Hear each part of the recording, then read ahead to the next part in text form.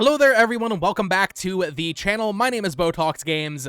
Today we are talking about Nintendo's recent disappointing remasters, specifically because we just got some more gameplay footage of Donkey Kong Country Returns HD through a little advert they did leading up to the holidays, leading up to the release of this game next month in January. And while this game was announced in June and already looked not that impressive visually for a lot of people, it looks like it actually got downgraded even more beyond that, which is just not something I expected. And there's been a lot of talk about Nintendo's remasters and how this one especially feels a little bit lazier than what we're used to. So I wanted to talk about Donkey Kong, I wanted to talk about Luigi's Mansion 2 HD, I wanted to talk about Advance Wars, and also wanted to talk about Metroid Prime Remastered, which I think is really the gold standard when it comes to Nintendo's remaster efforts. And that game was cheaper than these other ones that are not that great that are being sold for $60. It's a weird situation, so that's what we're talking about today. Of course, if you are new here and you enjoy Nintendo discussions, theories, topics, speculation, things like that, I would appreciate you subscribing. Let's get into it. Alrighty, people, welcome back to the channel. I hope your Tuesday morning is treating you well. So if you have not seen it already, I highly recommend you check out Gamexplain's comparison video comparing the Switch version of Donkey Kong Country Returns HD to the Wii version of the game that released back in 2010. I'll have this link down below. I'll also be using some of their footage here, so shout out to them. I don't think it's that big of a deal. I think people are really overreacting when it comes to the visual downgrade here, right? I think it's as simple as, if you don't like it, don't buy it. However, as Nintendo fans, as Donkey Kong fans, as people who have been waiting for Donkey Kong to get something more substantial than, we had Tropical Freeze ported in 2018, then we just had Mario vs. Donkey Kong earlier this year. We're waiting for something new for Donkey Kong, and this isn't a new game, but it's still at least a step in the right direction of a hopeful new Donkey Kong Country or 3D Donkey Kong game or something, right? So, as fans of Nintendo and as fans of Donkey Kong, we shouldn't just sit over and take this, I feel like.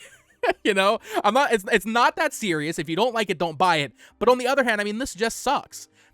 This is such a low effort remaster that it's just like, what happened here, man? It kind of feels like they ported or remastered the 3DS version, which is very possible, given that this does have the extra world from the 3DS version, and it's not all bad. I should say that also. There are definitely areas where this game looks a lot better than the Wii version. It's running in 1080p, seemingly. It looks a lot better resolution-wise. Some of the lighting and stuff, it looks a little bit better, but there are so many new issues that have arisen when bringing it to Switch, with the lighting especially. I presume because the assets were made for the Wii, so they weren't made for HD, but now that we're seeing them in HD with a little bit of new lighting, it kind of just makes these glaring issues really obvious. And, there's things like the ocean in the background in one level looks completely flat now versus the original version that looked way better. And it's just like, why though? Like, I just don't understand why it would really get worse. Like, it just seems weird to me that they would downgrade some of these things. I don't know. It's just weird. It's just weird to see this game coming out and to be treated so poorly, quite frankly. I'm sure it'll be a fine game. I'm sure it'll run fine. We're going to have an HD version of Donkey Kong Country Returns. And on the one hand, that's great. But on the other hand, it's like, you're charging $60 for this, 15-year-old Wii game. You should put a little bit more effort into it. And I know it's being done by Forever Entertainment, who does not have the strongest track record. They did the Panzer Dragoon remake as well as House of the Dead remake, which neither of those are very well beloved, I would say. Especially House of the Dead, I know people are really not fans of. But with Donkey Kong, with Nintendo funding Forever Entertainment, you would think there'd be some level of quality control. You can say, oh, this remaster is bad because it's Forever Entertainment, but that doesn't change the fact that Nintendo is involved, and ultimately they are deciding to release it in the state that it's releasing in. Is it releasing in a bad state?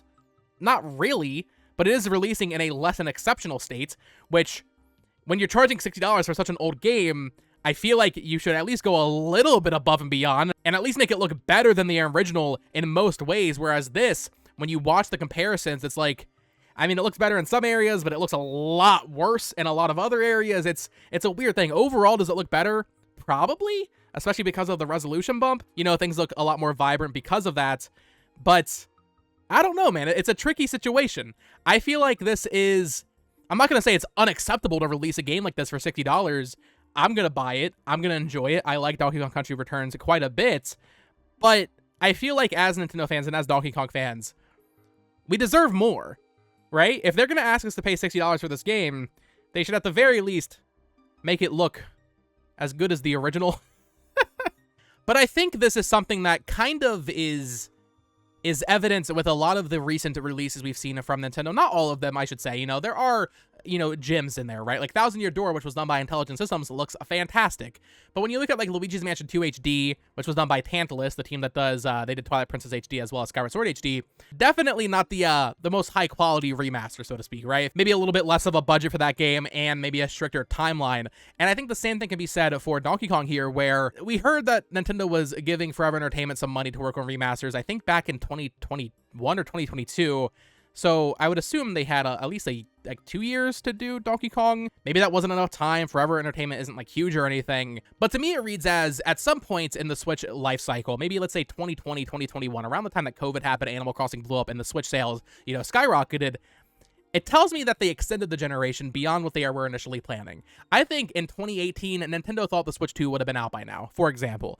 So when you look at a lot of these games coming out, like even like Mario vs. Donkey Kong, which I think is a pretty good remake, and then you look at Donkey Kong Country Returns HD and Luigi's Mansion 2 HD, and some of these other things releasing, it kind of feels like they hit like maybe a little bit of a panic button. It's like, oh, we need some games to release to pad out the calendar. Let's, you know, get these other studios we haven't really history with and get them working with us on some remasters. And we're seeing that with some newer games as well that I think a lot of people look at and say these are lower quality than past entries. You look at Princess Peach Showtime from Goodfield, one of Nintendo's closest partners, and that's probably their lowest quality game, I think, by a lot of people's standards. You look at Mario and Luigi Brothership, which I love, but a lot of people are mixed on, and that was a new team. To me, it definitely feels like at some point they were like, oh crap, we need to release games in 2023, 2024, and 2025 on the Switch. Let's get all these developers to you know, do this.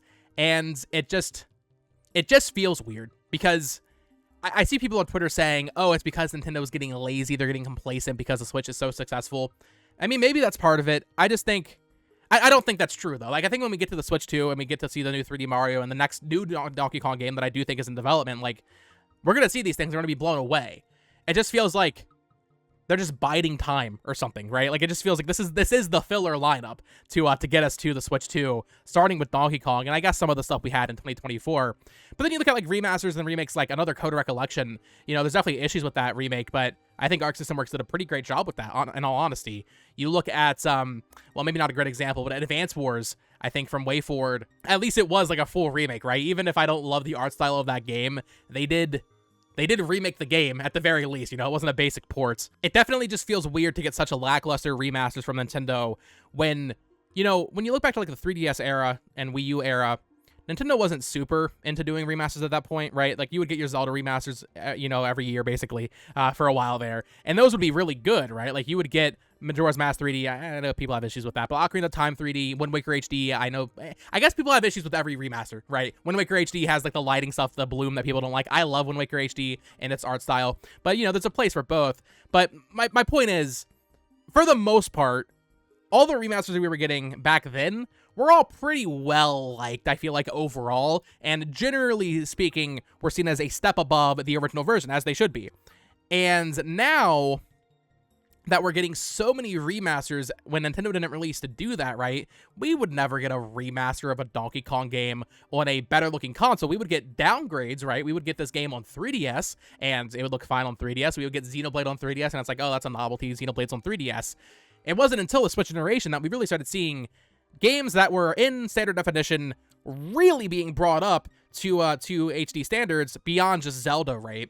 So when we're seeing Luigi's Mansion 2 get a remaster and Donkey Kong Country Returns get a remaster and Advance Wars get a remake and all these things, it's just a little weird because we weren't really used to it.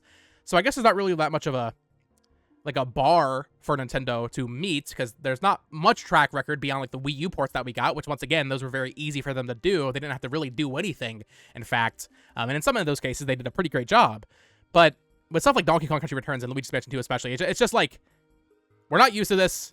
And I don't know, it's just, they feel lower quality than they should, I guess, is what I'm trying to say. Especially when you get to the pricing, which is what I want to talk about next, because, listen, I know I have a very unpopular opinion about game value and all that, and ultimately I do think if you don't like it, don't buy it. It's as simple as that. Wait for a price drop. We saw so many Switch games on sale this year for $30 at Black Friday. Pikmin 4, Pikmin 1 and 2, Princess Peach Showtime, Echoes of Wisdom even was down to like 40. Like, the idea that Nintendo games don't go on sale permanently, like, that's true, but the idea that they don't go on sale at all is definitely just a bunk at this point, because basically, Forgotten Land was $30, you know, half off on Black Friday this year. So if you wait for the right sale, yeah, you might wait longer than if you're waiting for like a Sony or Xbox sale. if you wait for the right sale, you can definitely get first-party Nintendo games for pretty cheap. Even Tears of the Kingdom was $30, so that's $40 off for that game because that's a $70 game. But when you look at the pricing of these remasters, and it's like, okay, these are $60, and, you know, Tropical Freeze is $60 on the Switch, but then also, most importantly to this topic, Metroid Prime Remastered is $40. It's weird because always in the past, I would say, well, they price Metroid lower because they know it'll sell less than something like Donkey Kong or Luigi's Mansion 2. And I think that overall is true. However, as we've seen in the past year or so of Switch sales, Luigi's Mansion 2 HD didn't do that great. Paper Mario Thousand Year Door also didn't do that great. We're seeing new games like Mario & Luigi Brothership and Princess Peach Showtime, I think severely underperforming what I expected based on, you know, the life cycle of the Switch from 2017 through 2022 and 2023 even. You know, we were still seeing like Pikmin 4 was a huge success. Super Mario RPG, huge success. But when you get to 2024, those sales seem to really, really drop off for the new releases. And I wonder, when it comes to Donkey Kong Country Returns, like, honestly, will this game outsell Metroid Prime Remastered? I don't think it will. Because what? I think Luigi's Mansion 2 was like under 1.5 million or something like that as of its last number update. So maybe after the holiday season, that's 2 million. Metroid Prime Remastered sold 1.5. I don't know if a January release of Donkey Kong Country Returns, when this is the second time they've re-released it, so the third release overall in America, is this game really going to do that well? So why price it at 60 when Metroid Prime Remastered was basically like almost a full remake, a beautiful, beautiful remaster by Retro Studios? Why was that 40? Why were they so not confident in that release that they shadow dropped it and made it $40? That will always boggle me, and I think it was a severe mistake, not because they undervalued the game or anything. Maybe, you know, that game should have been 60, whatever. It's annoying that they did it, and it boggles my mind that they did it because we will constantly always look at it as a sign of like, oh, well, you could do a really great remaster and sell it for $40, but you choose not to. And it's always going to add like an asterisk on every conversation about Switch remasters and Nintendo remasters. It's like, well, that remaster was so good, it was $40. Why is this one 60? This one looks worse and it's 60. But for some reason, Metroid Prime got singled out and they tried to shadow drop it, and it just did not work out, I think, overall. But then you look at like Advance Wars even, was that the same year, right? Because it got delayed. That was the same year, and that, to be fair, is 2 games, but that was 60. And it's like, Advance Wars isn't going to sell better than Metroid Prime Remastered. That game didn't even hit 1 million copies sold. It's just, Nintendo is so weird.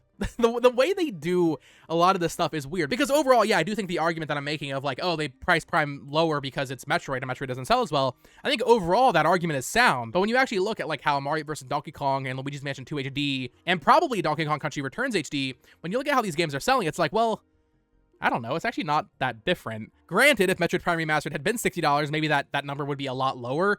I don't think so, though. I think if you had charged $60 for Metroid Prime Remastered, yeah, it would have sold less inherently, but like I don't think it would have sold substantially less. You maybe would have had less people double dipping on the digital and physical. Like I did that because it was a staggered release. If they had both been 60, I probably would have not bought it digitally. I probably would have just waited for that physical release to come out. So it being 40, maybe allowed more people to double dip, but I don't know, man. Nintendo, I think no matter what, however you slice it, if Donkey Kong Country Returns HD releases and it looks the way it does, right? Like maybe this is all old footage and it's not based on the current build of the game that we'll see in our cartridges, on our Switches, on release day next month in January.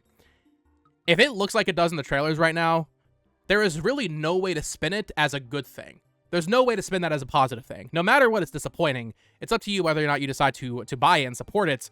I think $60 for a great Donkey Kong game is like fine, but also at that price point, you would expect a little bit more, man. You know, that's really all I'm trying to say here. So I don't want to be too negative. You know, I know people are very excited for this remaster, but I don't know. It's just when I see this stuff, it's just like, you could do a little bit better with that remaster, even if it is Forever Entertainment. Come on, Nintendo, give them some extra people. You know, help them out with this one. Especially when you look at Nintendo's release lineups, and it's like, oh, they sit on Fire Emblem Engage for 1.5 years, and they sit on Thousand Year Door for a year or whatever, and like, you couldn't get some more people working on Donkey Kong?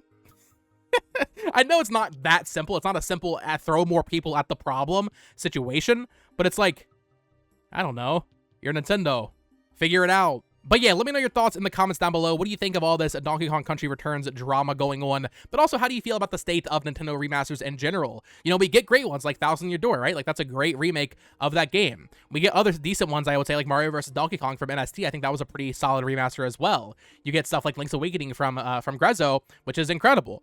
But then you have stuff like this in the Luigi's Mansion, and it's just like, what's going on here? So let me know your thoughts in the comments down below. Of course, subscribe here for more Nintendo topics, discussions, all that fun stuff. Follow me on Twitter at BoTalksGames as well, and check out my other channel at It's Amiibo for a lot more Nintendo collecting content and more like review style content as well. I'll have a review of Metaphor very soon, as well as Fantasia and Neo Dimension, so stay tuned for those. And until next time, folks, peace.